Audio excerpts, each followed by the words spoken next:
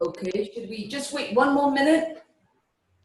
It's just nearly 8 o'clock. Meanwhile, I want to say how happy I am and how privileged we are to have Channa Yael with us from Mexico City. People are still joining just in a few minutes. Yeah, the privilege is mine and the pleasure as well. Thank you. Jane, maybe turn your volume up. I'm sorry? No, somebody just wrote to me that they can't hear us. Can everybody hear me?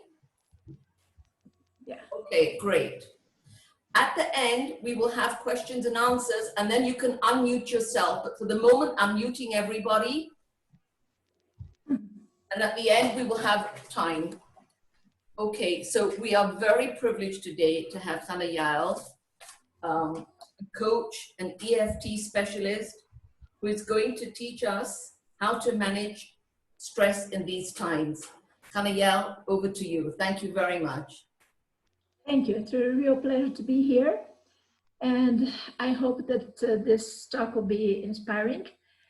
I think stress is a very today topic, and mainly in the situation we're living today with this pandemic. So I hope that those tools will be useful to all of you. So I would like to start with a relaxing meditation that will help us transition from our activities that we may have been involved until now to the present moment in space and time. So I hope nobody's driving. You're driving, so don't get involved in this exercise. And I would invite you to be sitting comfortably in a chair or in a comfortable place. If you could, it's more relaxing if you can close your eyes and uncross your legs and hands, and just get in touch with your body and feel your feet firmly planted on the ground. Imagine that you have roots sprouting out of your feet into the ground to give you the sensation of having your feet well grounded. Or you can imagine you are at the seashore where the sand is slightly wet and you have your feet lightly sinking to the sand, giving you a sense of being fully grounded. Bring your attention to the chair or surface where you're sitting and observe how your body contacts the chair. Notice how the chair supports your body, and all the surfaces of your body are points of your body that make contact with the chair. Maybe you can feel your bottom, your thighs, your back, and feel yourself being comfortably supported by the chair or couch or whatever surface you're sitting on. Like if you're sitting in a very comfortable armchair within your body. And without losing the sense of your feet being firmly planted on the ground and of the contact your body makes with the surface that sustains your body, bring now your attention to your breath and observe the air that flows into your nostrils. Try to feel its temperature, maybe a little bit colder when it comes in, and maybe a little bit warmer when it goes out. And observe your breath. How is your breath? Is it deep, shallow, short, calm? And try to extend your exhale, which will give you a greater sense of relaxation. You can help yourself with a sigh or with any type of sound, like ah. This will help you extend your exhale. Or a hum.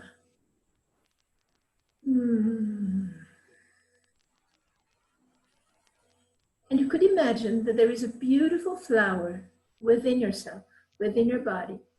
And as you inhale, imagine you're inhaling the delicious scent of that flower, so that the air is penetrating ever so deeply into your nostrils and down into your belly. So we are so used to contract our belly, and here we'll let the air inflate it as it penetrates from the nostrils down to the belly without forcing anything. And try to see if this image of a beautifully scented flower within your body helps you to inhale more deeply. Try to check your shoulders, and if your shoulders are up, just let them fall down and let them relax. So as you breathe in, imagine you're breathing in this delicious scent of this flower.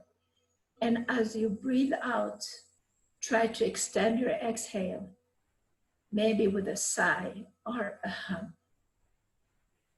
And as you breathe in, you could imagine you're breathing in all the brachas, all the brachot that Hashem sends in your life.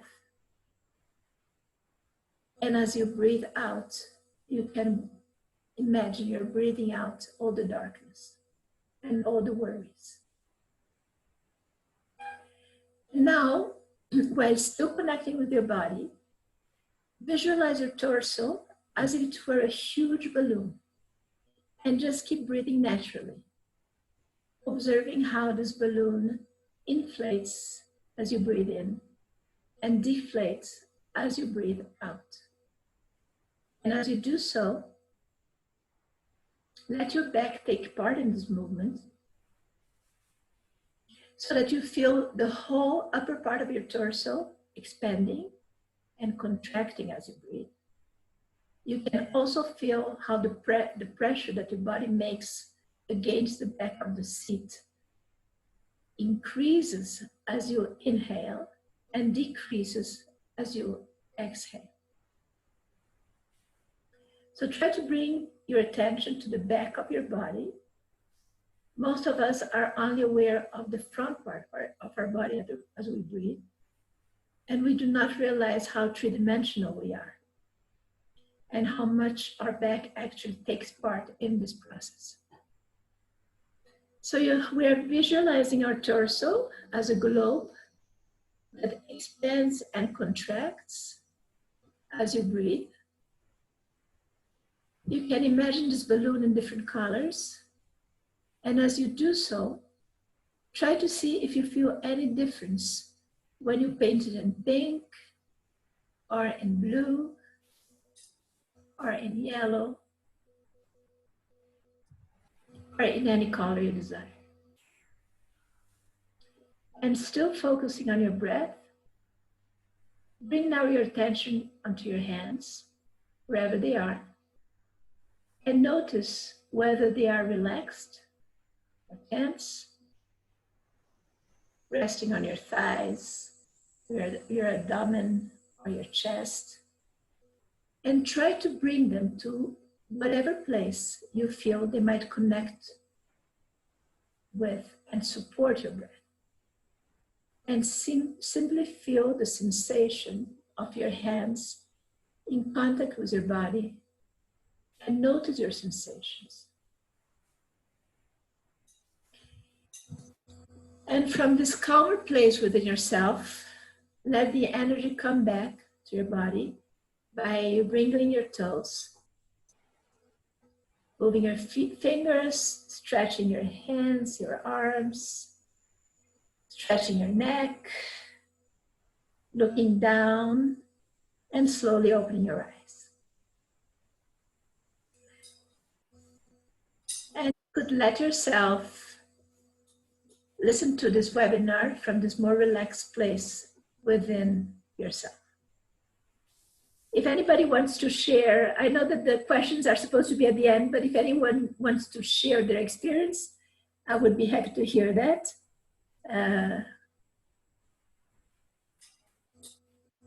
Otherwise, we'll just continue. You can unmute yourself if you'd like to share. I'd like to share, this is Hannah Simpson, but this is very similar to my yoga class.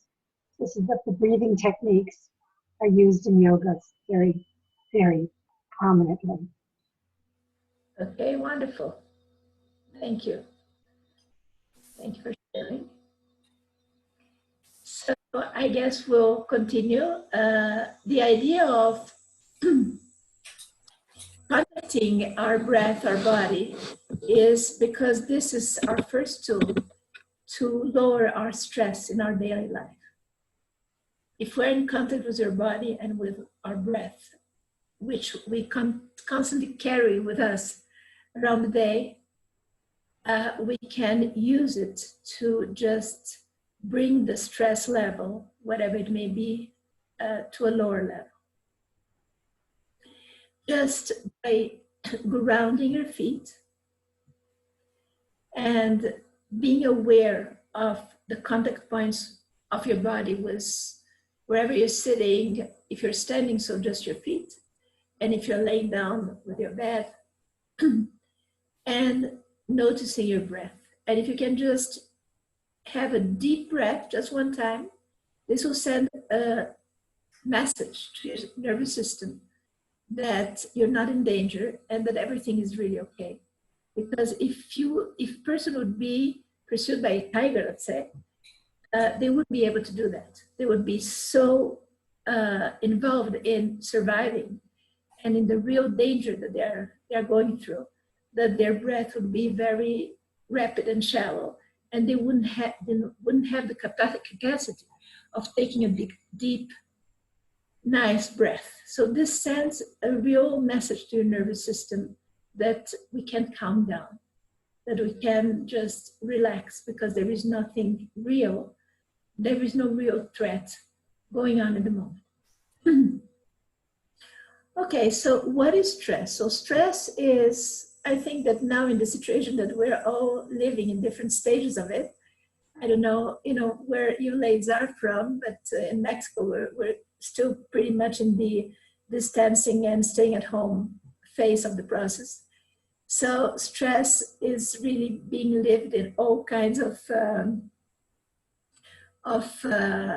thoughts, situations we are going through, and questions we have of uncertainty and how long this whole thing will last, and which further limitations will be imposed upon us, and what will be life after this whole pandemic, and dealing with the increased demands of everybody being home or all the time, or on the contrary, of being alone all the time, tending to sick family members, grieving from losses, lack of personal time, or overabundance of personal time. So, I mean, there are lots of stressing factors that we may be going through added to any normal stress that is part of daily life. And for those who have already started the process of going back to normal life, so there is also the stress of making the decision whether to return to a normal life. What does a normal life look like? How much contact do they really want to have with other people after so much, after being secluded for such a long time? So stress is just part of life, and let's say we need a minimal amount of stress just for protective reasons and just to stay alive. But anything more than a normal amount of stress is really not recommendable. So another tool besides breathing, grounding, is to really name it. To name it is to tame it. When we are having emotions, when we are having physical sensations, if we can just say, I'm feeling stressed, I'm feeling worried, I'm feeling X. This helps to create a part of us who is able to observe our stress, to separate an observer within us. And this is very conducive to more relaxation. Also using the language of parts is very useful because we are really made out of parts. We have constantly parts and mainly in stressful situations. We have a part that says, oh, okay, I can't stand this being secluded anymore. I really want to see my children. Or another part that says, crazy, you want to see your children, you want to expose yourself. Or another part saying, look at all those neighbors who are doing exactly that. And, we have those voices constantly within us. So just to naming the voices conduces to calming ourselves down. And also using the language of parts, meaning it's very different, and you can maybe see the difference. If I say I feel anxious, it's like if my whole body and soul is involved in being anxious. And another way of saying it is there is a part of me that feels anxious. And I really recommend to use more that language than the first one, because we always have a part that is anxious, but we always have at the same time a part that is not so anxious, and a part that is able to observe that anxiety from afar. So that's a tool that you can also use that introduces this observer part of myself, which is capable to observe my inner feelings and to soothe them eventually. At least to observe is the first step. So this allows us to bring down our emotions to where they really belong. So we saw until now two tools. One is the physical tool of breathing and being connected to our body, the grounding, now the naming and the using of language of parts. And now I would like to bring here the tool of the 3 boxes, which is a tool I learned from Dr. Miriam Adahan, who is a psychologist based in Jerusalem. And she says that in life there are 3 boxes. So we have our own box, which we often feel is enormous and englobes the whole world and our whole family and our circumstances, but which really is a very small little box that is our thoughts, our words, and our actions. And on this little box, which is my box, I have 100% control. I can control, very interestingly, I can control my thoughts, I can control my actions, my words and my actions. And really, I think only with that, we have lifetime work. It's we're here for that. We'll be able to have control on that, on what we can control, not on what we cannot control. So this is for our box. Then we have the box of others. Box of others include anybody else in our lives, like our husband, our children, our parents, our siblings, in-laws, our mates, if we have any person who is part of our life is part of this box. And I would be very interested if you could put in a chat box, how much control do you think we have on this box? Do you know how to use the chat box? You just click on the chat, and then on the lower part of the chat, you have something that says to everyone, and you can just type a message there. 1 to 100, how much control do we have on other people's box?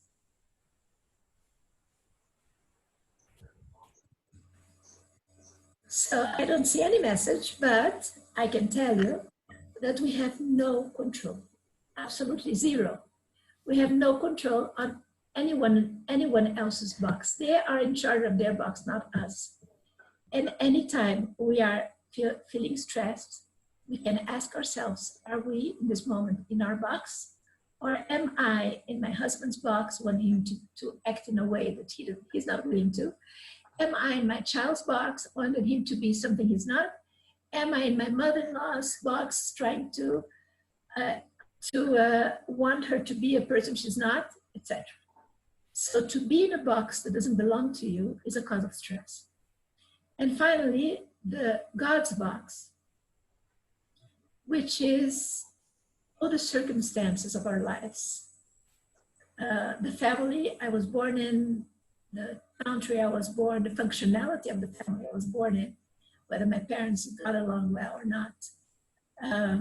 My talents, my weaknesses, whether I was born nice looking or not so nice looking, whether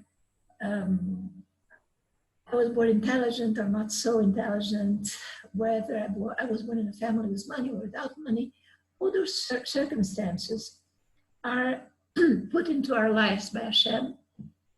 And again, how much do you think we have control on those circumstances? Okay, so again, zero control.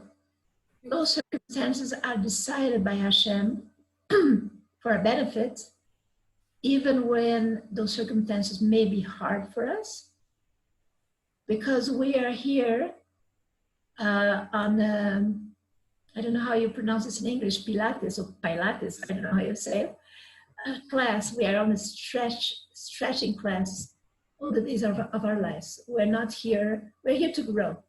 We're not here to rest. We'll have a rest in the next world. But here we're really on a constant stretching program made exactly for each one. It's a personal program with the circumstances and the people in our lives being our personal trainers. And this program is exactly designed for each one of us. And Hashem knows exactly what we can take and exactly what we cannot take. But this is only true if we stay in the present, because we can take only what Hashem sends us now. We cannot take what Hashem will send us because we don't even know what will be. So when we get into the future and we start panicking, what will be, what's going to happen? So again, we're getting into Hashem's box, and this leads to anxiety. If we are in our box and living it in the moment. So this is a marvelous recipe for a life without stress. Just 1 second. Okay. So if we realize that the only little box I have control on is my little box of words, of thoughts, words, and actions, and we stay there, that's going to be a marvelous tool for a stressless life. And we have in Pirkei Avos, it says, Pirkei Avos Hey Kaf, Hey Chaf, no, Hey Chaftes. So it says like this. Shal karchacha ata noitzar, because you're created against your will. Bal karchacha ata nolad, and you were born against your will. Bal karchacha ata chai, and you live against your will. Bal karchacha ata met, and you die against your will. Bal karchacha ata atit l'tendin b'cheshbon, and against your will we'll have to give an account. You have to give an account before the King of Kings, HaKadosh Baruch Hu. So we don't have any control of anything.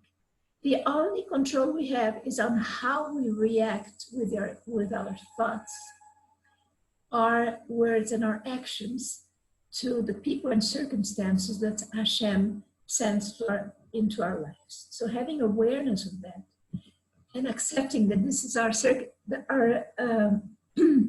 situation in life, that's how Hashem has designed his life, and empowering us to deal with what we have to deal, which is our thoughts, words, and actions, can be a very empowering way of living. So research says that stress is 93% caused, stress and suffering comes from our thoughts and our emotions. So they are innerly caused. They're caused by ourselves. Whereas only 7% of stress comes from outer circumstances in life.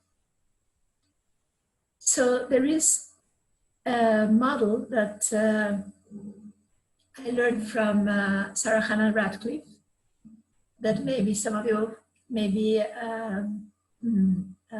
familiar with, which is the Amazon.com model. Anybody knows it? If you can lift your hand if you do. Okay, so that model is like that. I don't know if you're familiar with Amazon. Amazon is a site in the web where many of us are very busy doing our shopping. And mostly now when we cannot get out of the house. So what happens? Let's say that my interest in life is books on Jewish history. So I'm constantly buying, or I often buy, or even I just one time bought a book on Jewish history. What happens the next day? You get an email from Amazon saying, "Hi, Channa Yael, I saw that you bought this book. I would like to suggest to you those other books." And guess what? On what subject are they? On Jewish history. And if you continue to buy books on Jewish history, Amazon will have, a whole gallery of books on Jewish history that you'll be able to refer to and consult and buy, because that's their marketing system.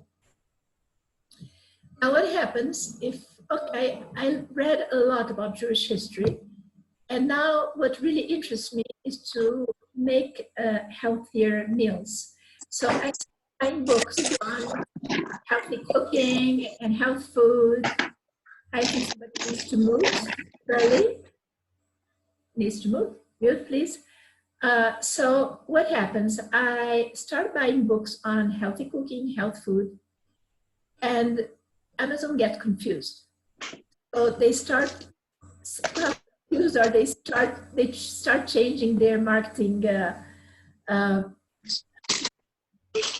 I start getting on my. I don't know if somebody could. Joyce, maybe you could mute everybody but me, so that we have back noise, please. So I start getting on my email. I start getting on my email messages, mixed messages.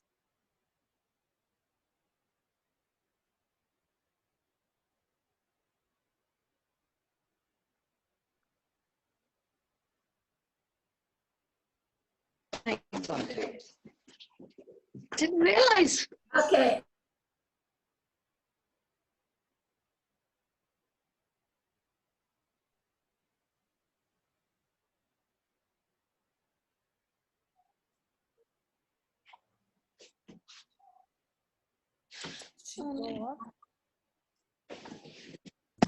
I'm being muted.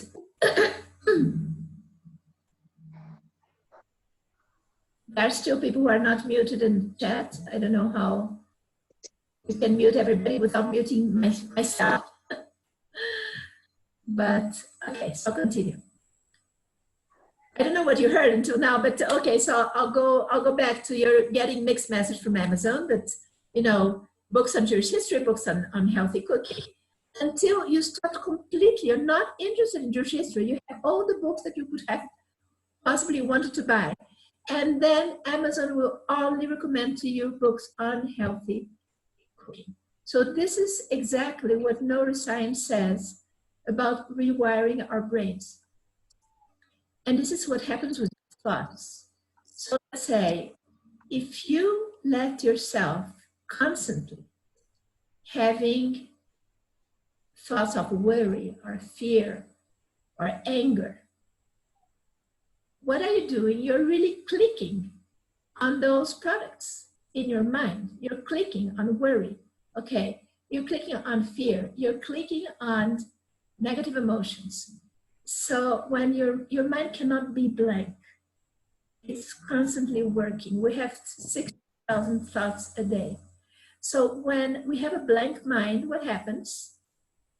The Amazonmind.com gets in charge and starts sending you a message and says, you know, Channa Yael, I see you haven't worried for a long time. Like, you know, but they send you some worrying messages. And we say, yeah, of course, that's what I like to do. So our mind sends you more themes about what to worry, or about what to be fearful, or about any negative things we have a habit to have. So if we start, the first step in this process is awareness of what type of messages do we like to delve in. You know, are we a worrier? Are we an anxious person, a fearful person? Awareness of that is the first step. It's like being aware that you're clicking on the books of Jewish history. You're making your brain click on being worried or fearful or angry. So once you're aware of that, so you would try to take control of your mind.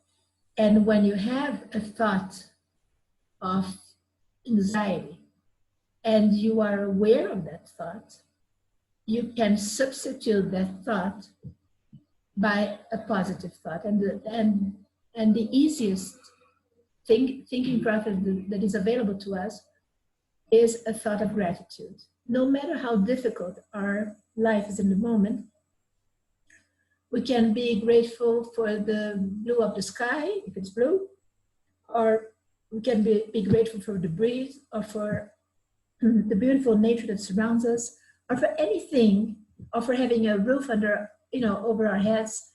There is always something that we can be grateful for. So if we train ourselves to be aware of our thoughts and to replace them for thoughts of gratitude or any other positive thought. I'm talking about gratitude because that's the easiest path. What we're really doing is we are rewiring our brain. And if we practice this long enough, so we'll have a period where we'll be anxious sometimes, but also we'll be able to be grateful sometimes. And if we're grateful enough times, meaning that we click more on gratitude than on anxiety, our thoughts, we are rewiring our brain to be a more grateful brain, which will make us a more grateful person. So this is something, even though we feel like, how can you say that we have control on our thoughts? But we do, because it depends on what we click on. So let's try to click on gratitude instead of clicking on worry and fear and stress. Okay, so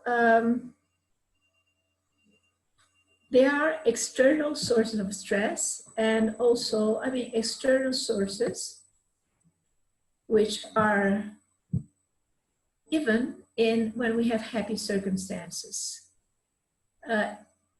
Every simcha in Jewish life is accompanied with a lot of stress. Preparing a marriage, preparing bar mitzvah, having a grandchild or a child. All those are happy circumstances that are also accompanied with a lot of stress. We have the stages in life, like, you know, dating, getting engaged, getting married, getting pregnant, marrying our children, living in an empty nest. All those stages they're normal, and they come also with those doses of stress.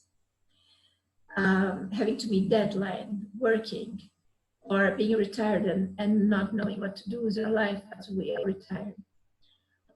So there are plenty of circumstances that Hashem will send in our lives that are external to us and that will cause stress. So we have already a few tools to deal with that. And we have also internal sources of stress that I have already mentioned that are 93% of what causes stress in our life. And I don't know if you'd like to put in the chat box what could be those internal sources of stress. Do you know how to use the chat box? You just go to chat, which is a little square in the bottom of the screen. You click on it, and then this will lead this will lead you to the chat box. So you click on the chat box and you can start writing. And I would be interested in knowing, what do you think are the internal sources of stress that we could maybe be aware of and try to minimize?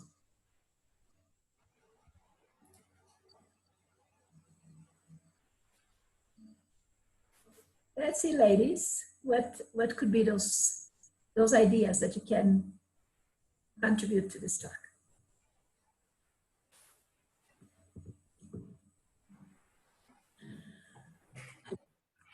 Your participation would be appreciated. You can start, maybe, Joyce? I don't know how to send it, Joyce. I wrote something, but I don't know how to send it. Oh, you press enter. Press enter and it will be sent. I cannot use the chat because I'm using my cell phone and not the computer. I would like to ask a question about, you know, you ask about a situation of stress for when you have a transition, like you said. For example, you had the job or something you're used to do many, many years, and you're starting something new. And you don't know really exactly what's the direction you have to take and how to decide which road to, you know, what do you do? Okay, so we saw a few tools until now. One is to contact your body, and to instead of letting yourself be completely invaded by those thoughts and ruminating them, to just ground yourself, take a deep breath, and and tell yourself, I'm having an anxious thought. Even though it does relate to a situation that you want to resolve, to solve, you will be able to solve it better if you're not anxious about it. The anxiety is not necessary for the solution of your thought. So that's one point. Grounding yourself, breathing, naming your thought, using the language of parts, and then one strategy could be to allow yourself half an hour a day to deal with this problem, but only half an hour, not the whole day. The ruminating your situation and just repeating to yourself constantly, which is one of the internal sources of stress. Like, let's say you are in the situation and you're constantly living in the future, you're not living in the present. And you're constantly in this labyrinth of thoughts without being able to find a solution is not a help in the path to find a solution. So if you could circumscribe the time that you devote to finding a solution to half an hour a day, and only half an hour a day, and the rest of the time when this thing pops into your head, this theme pops into your head, so just use the other tools. So that will I think, help reduce your stress and really help you find a solution. I don't know if this helps you. Thank you. Mm-hmm. Florence, if you can't type it, unmute yourself and ask the question and then mute yourself again, please. Anybody else? Florence, can you unmute yourself and ask your question if you can't type it in the chat? Okay, No, I didn't have a question, but I was thinking that one of the things that stress that's coming from internal is all sorts of stresses that, you know, you're scared of illness, you're scared of loneliness, you're scared of getting old. Those are all internal stresses, aren't they? Yeah, they are from internal thoughts that you bring into your system. And obviously any negative thought, any inner negative dialogue will create a physical chemistry in the body that won't help you in the process. So all those things are very normal. And I think, again, by naming your thoughts, by grounding yourself, by focusing on the things you have and not on the things you do not have. There is plenty of tremendous gain, how could I say, benefits in aging. We are more mature, we have so much life experience. We can contribute so much to society, even though physically we may feel weaker, or maybe we live in a society that doesn't value age, but Judaism certainly values it. Our Chachamim are usually in their late 90s, sometimes in their hundreds, and people go to them as if they have, you know, all the solutions, and they do. So we should try to, maybe what I would advise is to maybe jot down on a sheet of paper all the advantages of aging, and not see it like, you know, from a victim point of view. This is, you know, it's part of what Hashem is sending me to navigate at this point in my life. And what's the best way for me to navigate it? I have so much to contribute, even if it's only for my family. If I can do it in a non-impositive way, I mean, you know, if people are not asking for our advice, to give advice is often not well received. But I don't remember in which chat or class or whatever, somebody mentioned, for instance, let's say the gift of loneliness, no? Feeling lonely, which is very typical of this time that we're living now. So a lady called the Rav of her shul and told him that she was feeling very lonely, and that she loves to talk on the phone, and that if he would give her a list of names of people that she does, that she would be happy to make daily phone calls to those people and establish a relationship and get to know new people. And this is what she did. And she empowered herself, and she brought so much light into so many people's lives. You know, you have to know how to do it, not being intruding, not being judging, etc. But we can take advantage of our loneliness and just find a new way of expression for it, if we don't put ourselves in a victim mode, which is very easy to put ourselves in. I mean, this is a class about empowering ourselves to get into our normal habits. And it takes time, you know, and we'll have this transition time, where our brain will be sometimes in victim mode and sometimes in empowered mode, and that's fine. It's okay. Until, if we click enough in the empowering mode, we'll get to the empowering place. So somebody is asking me.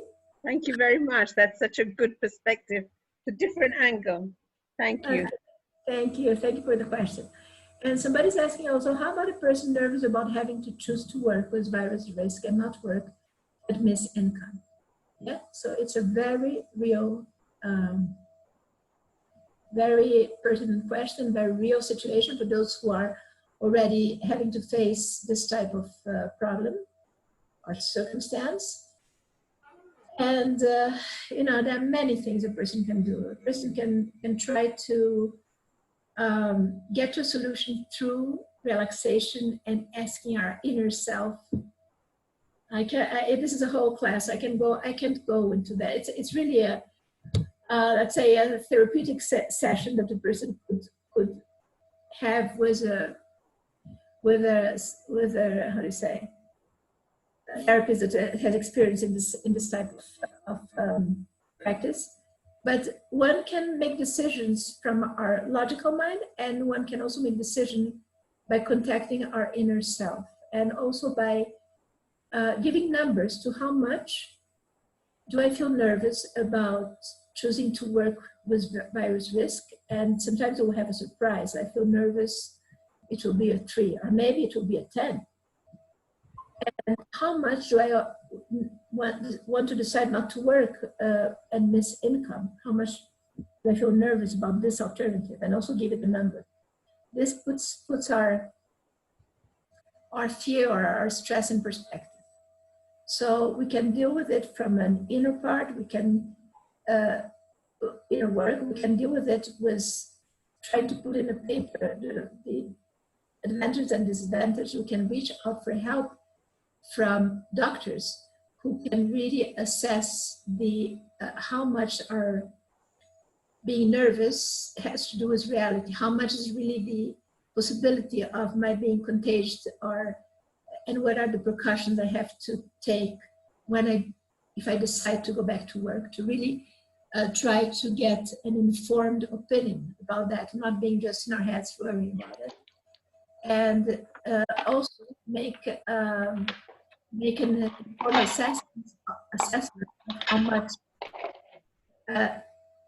maybe if Jackie could mute herself, making an informed assessment about what you're not working, how would it impact your income.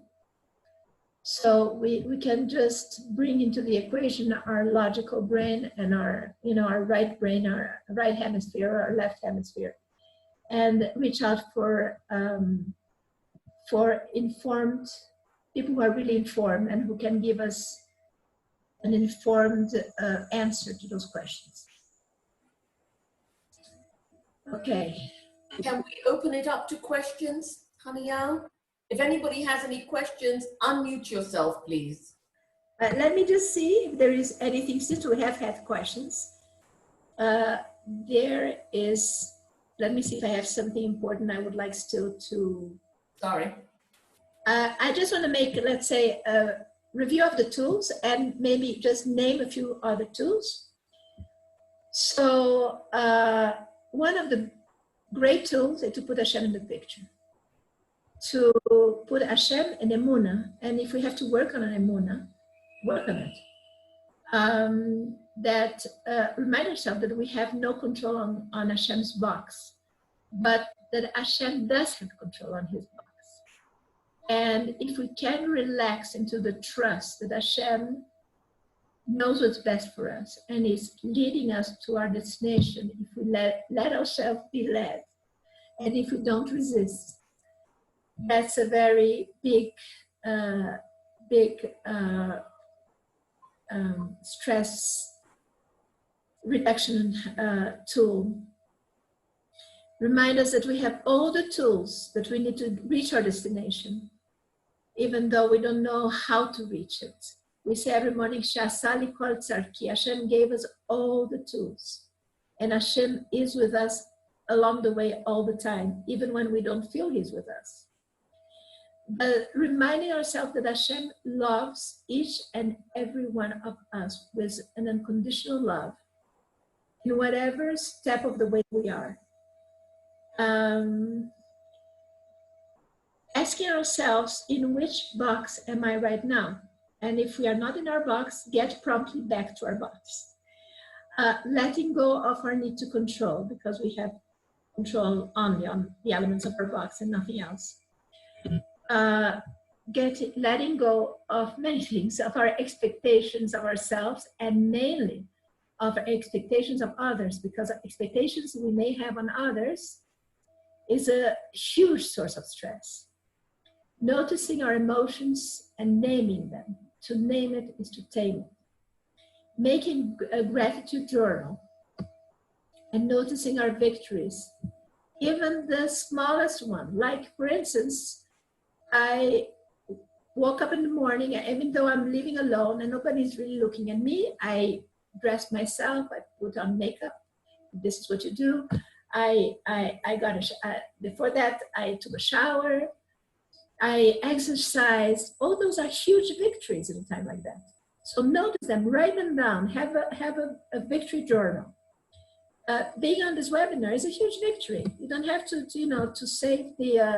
save someone to have a victory journal. Practicing relaxation and self-compassion, being kind to ourselves and others. Doing chesed is a huge source of comfort. So try to find a way to do chesed within our limitations. And being in the present. Because Shasali Kol Tzarki applies to my situation right now, and Hashem gives me everything that I have to deal with it. Hashem doesn't give me the strength or tools to deal with what the future will bring. He knows what the future will bring.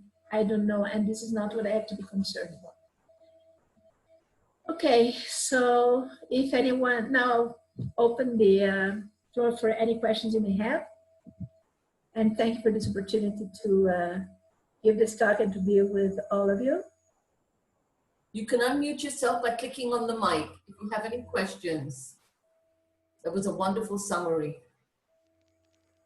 Thank you. I was wondering if there is a character in the Torah that really teaches to deal with stress, like one of our avot.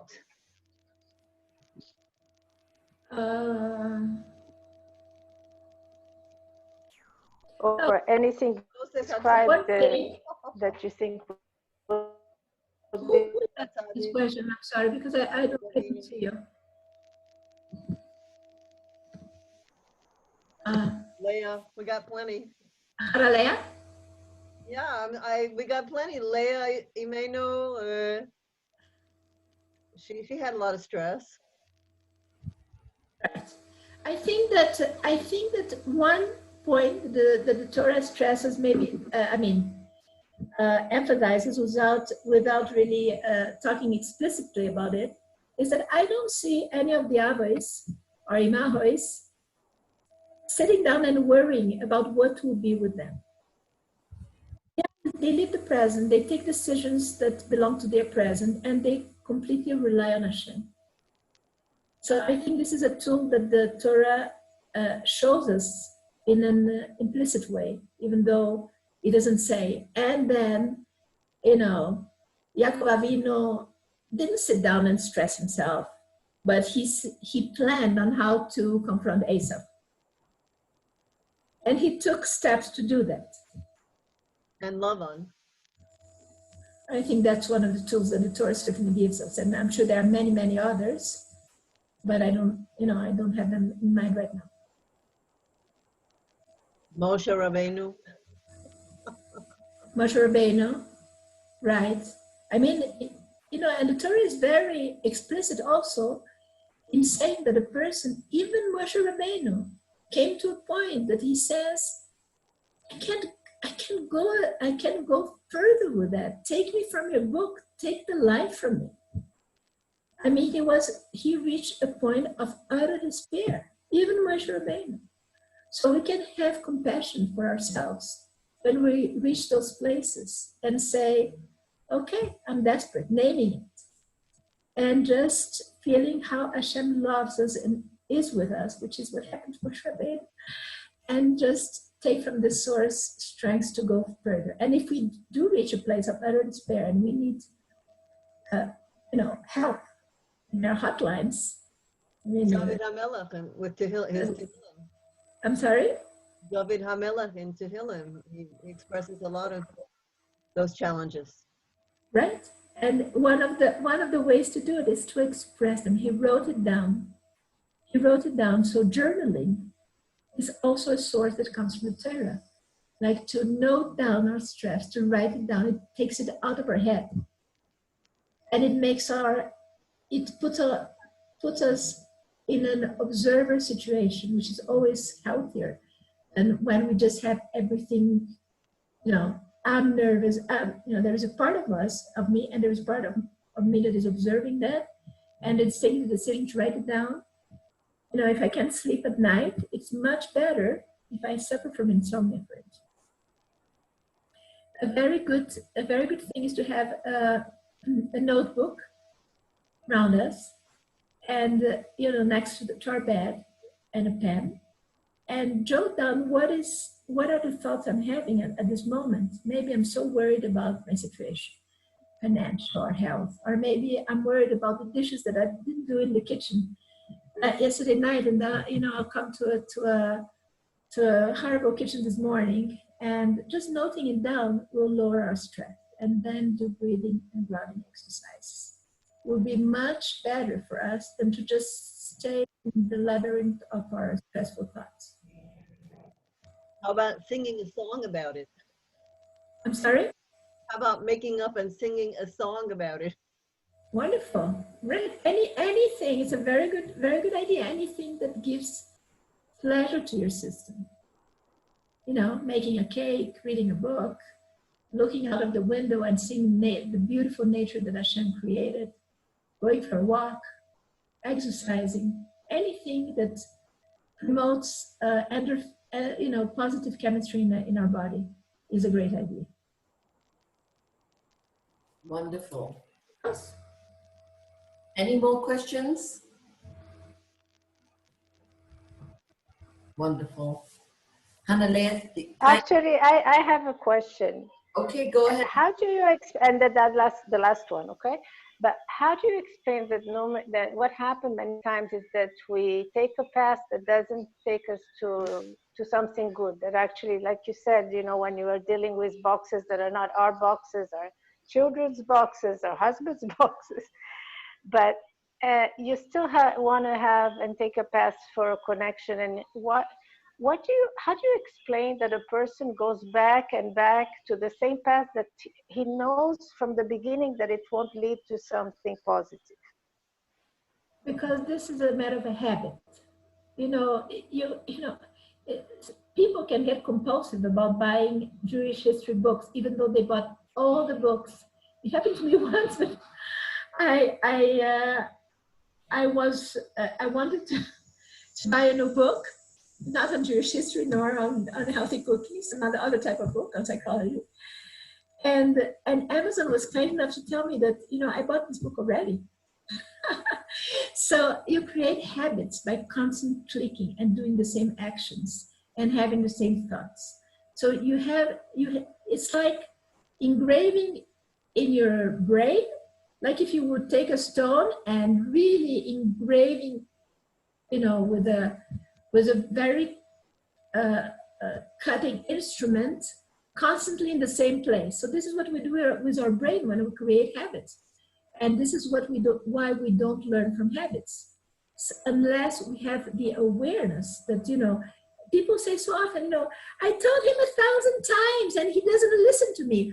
Okay, so if you told him the same thing 1,000 times, it's time to tell him something else, or just to be quiet, to use another way of relating. But we have, the first step is awareness. If we don't have awareness, okay, this doesn't lead me to my destination. So what could lead to my destination? I want to have connection to my husband. My husband feels or to my children. My husband feels my way of connecting to be intrusive. He doesn't like the way I connect. Maybe we can be transparent about that and tell him or our children, I would like so much to connect with you. What would be for you a way of connection that would be pleasurable for you? And be able to be able to hear and accept the answer. Maybe the answer will be, you need to connect to your child by calling him 3 times a day or 10, and each time talking to him for half an hour. He will probably, you know, he will block you out of his cell phone. And maybe he'll tell you, no, Ma, I would love to talk to you. Could you please call me daily or 3 times a week for 5 minutes? Are you able to hear that answer and to accept it? You have to put the other person's reality into your box, because, you know, it also counts. And this is what creates real connection. To, you know, shrink yourself a little bit. That's what Hashem did when he created the world. He did a tzimtzum, a contraction, in order to make space for us. So we have to contract ourselves to make space for others. It's a very difficult work, and it's a work of our whole lives. Amazing. Thank you. Anybody else with any questions? Will we wrap this up? Okay, so I want to thank you, Joyce, for... I want to thank you. Oh, we have here such an amazing role model. You know, Joyce told me how she created this group. So it came out of this need to connect, of this need to help. And, you know, I'm leaving this terrible situation where I feel, you know, I myself may feel alone, and so many people feel alone. How can I contribute to them? And look what an amazing thing she created. She created a group. She's reaching out to speakers, and she's bringing light into so many people's path. We can all do that in our own little way. Thank you. Thank you very much. Thank you for being our guest this week. Thank you. It was wonderful. Before we end this meeting, I just would like to say, next week we're going to be back to our 2 o'clock time. I do have a guest speaker. Cannot make, please mute yourselves. When I do have a guest speaker that cannot make our normal 2 o'clock Israel time, then I will need to change it. But next week we're back to 2 o'clock, and our guest speaker will be Raphael Bazielli, a naturopath, a Bach remedy practitioner for more than 20 years, who's written more than 10 books, and the rest will be for you to see next week. So I look forward to seeing you next week. And Channa Yael, big thank you, and thank you to all of you. Mitzvah Shem will see you all next week. Thank you. Thank you as well. Thank you so much. Bye. Excellent speaker. Thank you. Bye. Thank you, Joyce. Bye. He's a naturopath, and he's